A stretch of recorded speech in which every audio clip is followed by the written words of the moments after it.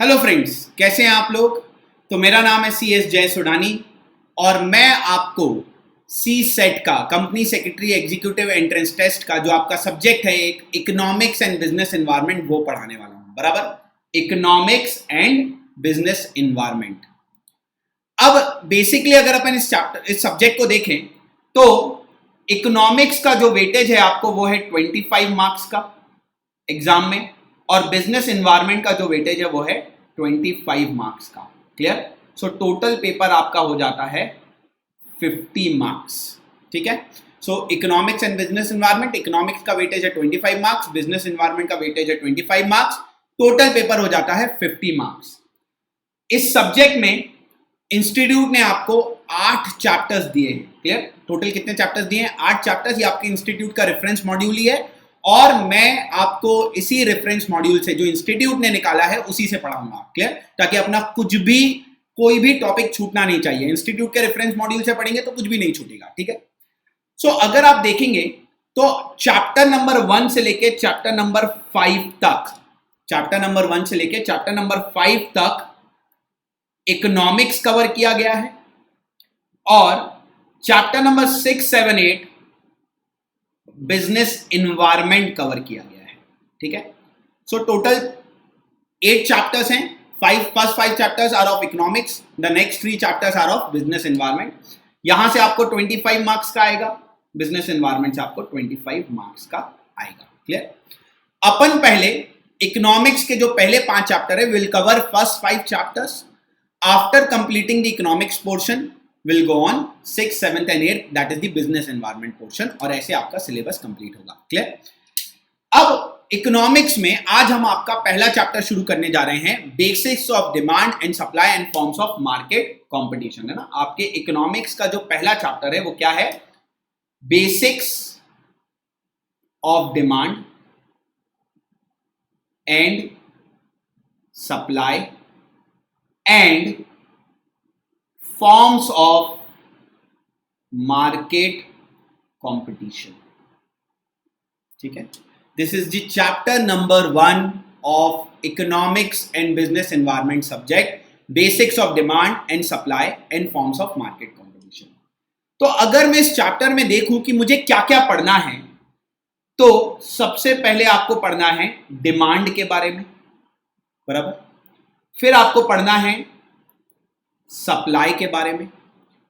फिर क्या करेंगे? पहले अपन डिमांड अलग पढ़ेंगे, सप्लाई अलग पढ़ेंगे, फिर डिमांड एंड सप्लाई एक साथ भी पढ़ेंगे।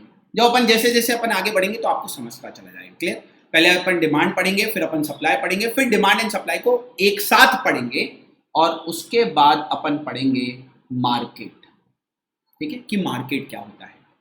तो अगर आप चैप्टर नंबर 1 में देखो तो चैप्टर नंबर 1 में you have to understand 4 things: demand, supply, then the demand and supply will study together again and then the market. Clear. तो कॉन्सेप्ट तो 3 ही है, बट उस 3 कॉन्सेप्ट को मैंने आपको 4 पार्ट में डिवाइड कर दिया है। क्लियर। अब सबसे पहले अपन क्या शुरू करेंगे? Demand. Once we are done with the demand and we'll go on supply, then after completing supply we'll go on demand and supply together we'll study, और उसके बाद फिर अपन जाएंगे मार्केट पे। क्लियर। चलिए। सो चैप्टर नंबर 1 का जो पहला कॉन्सेप्ट आपको समझना है वो है डिमांड। है ना। पहला कॉन्सेप्ट आपको जो समझना है वो क्या है? डिमांड। अब पहले अपन डिमांड शुरू करने के पहले डिमांड में अपने को क्या क्या पढ़ना है ये भी तो समझ लें कि भाई डिमांड तो पढ़ना है, ये समझ गया। चैप्टर नंबर 1 में डिमांड है, सप्लाई है, डिमांड एंड सप्लाई है, फिर साथ में पढ़ना और फिर मार्केट में पढ़ना है। लेकिन डिमांड के अंदर क्या क्या पढ़ना है वो ब्रॉड हेडिंग्स देख लेते हैं। First you will understand What is demand। ठीक है। डिमांड में सबसे आप पहले पढ़ोगे कि डिमांड होता क्या है, What is demand। Then you will understand factors affecting demand. ठीक है। सो पहले अपन पढ़ेंगे व्हाट इज डिमांड, फिर अपन पढ़ेंगे फैक्टर्स अफेक्टिंग डिमांड, उसके बाद अपन पढ़ेंगे लॉ ऑफ डिमांड। ठीक है। फिर क्या पढ़ेंगे? Law of demand. फिर अपन पढ़ेंगे movement and shift in demand curve, ठीक है, और आखिरी में आएगा इलास्टिसिटी ऑफ डिमांड। क्या आएगा? इलास्टिसिटी ऑफ डिमांड, ठीक है। सो बेसिकली अगर मैं देखूं कि मुझे डिमांड में क्या क्या पढ़ना है, तो सबसे पहले पढ़ना है व्हाट इज डिमांड, की डिमांड क्या होता है। फिर अपन पढ़ेंगे फैक्टर्स अफेक्टिंग डिमांड, की डिमांड पर कौन कौन से फैक्टर्स अफेक्ट करते हैं। उसके बाद अपन पढ़ेंगे लॉ ऑफ डिमांड, फिर पढ़ेंगे movement and shift in demand का, और आखिरी में पढ़ेंगे elasticity of demand.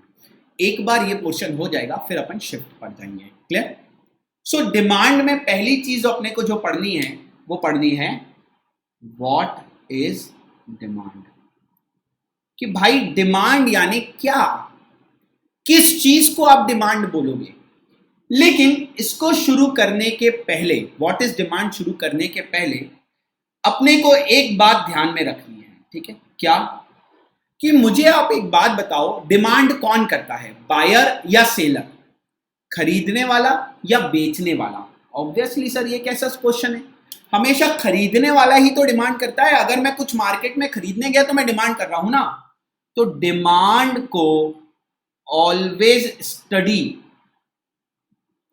From the point of view of consumer. किसके पॉइंट ऑफ व्यू से पढ़ना है? कंज्यूमर के पॉइंट ऑफ व्यू से। किसके पॉइंट ऑफ व्यू से? कंज्यूमर के पॉइंट ऑफ व्यू से।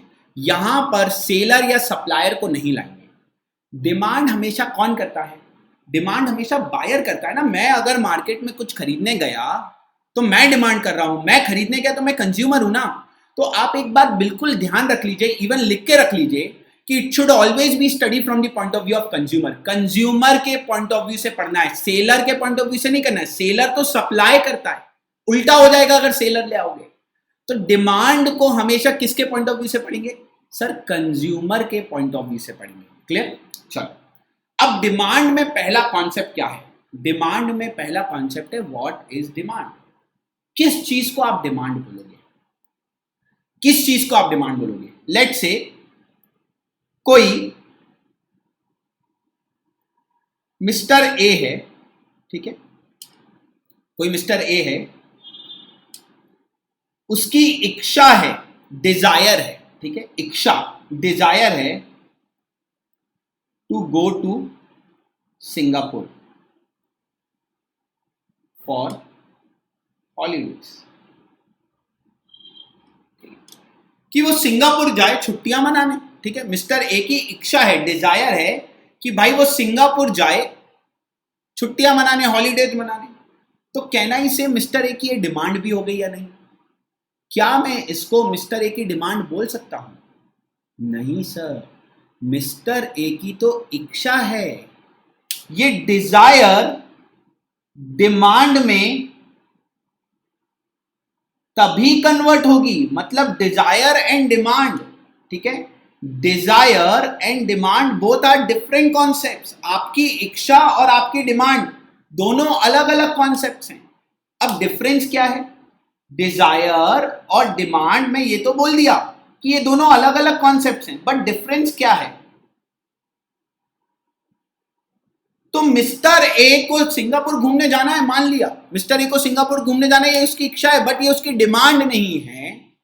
अगर मिस्टर ए अपनी इस इच्छा को, अपनी इस डिजायर को कन्वर्ट करना चाहता है काय में, कन्वर्ट करना चाहता है डिमांड में, क्लियर, काय में, डिमांड में, तो दो चीजें उसके पास होनी चाहिए।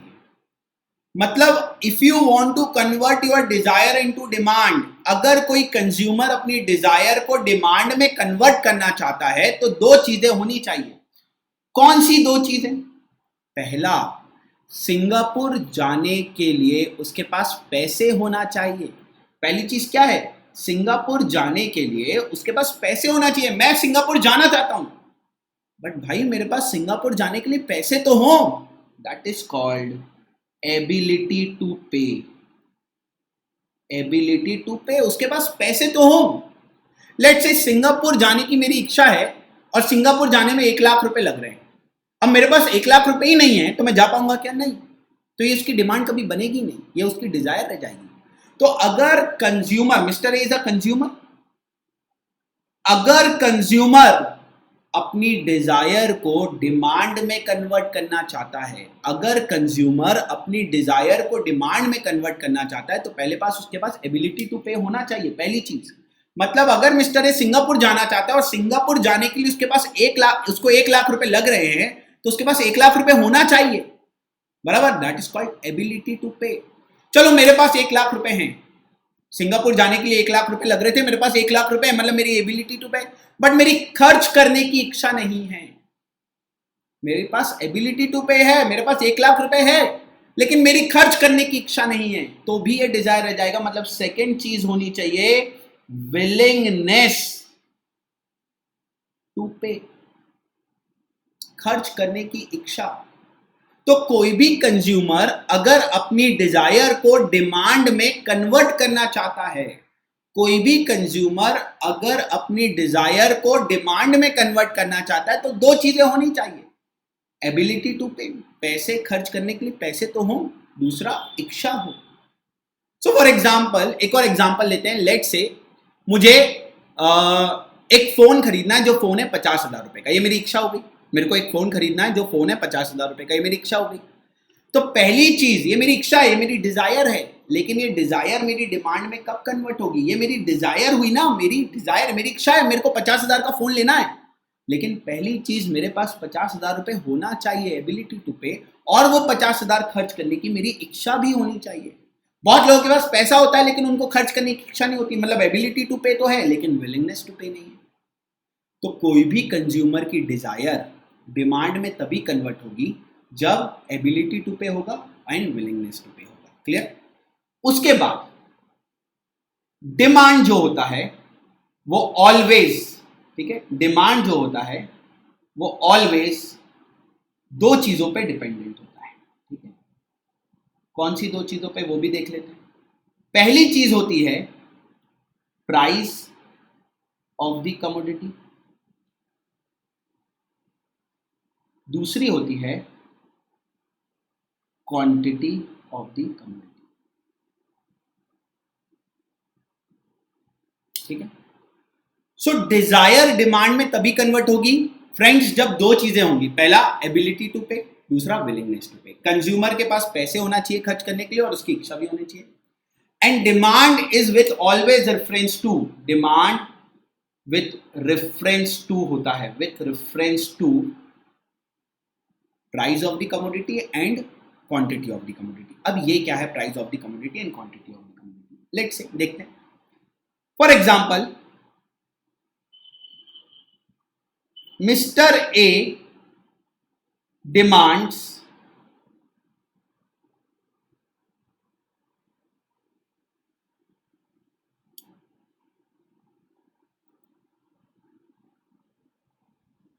Mister A demands 10 kg sugar.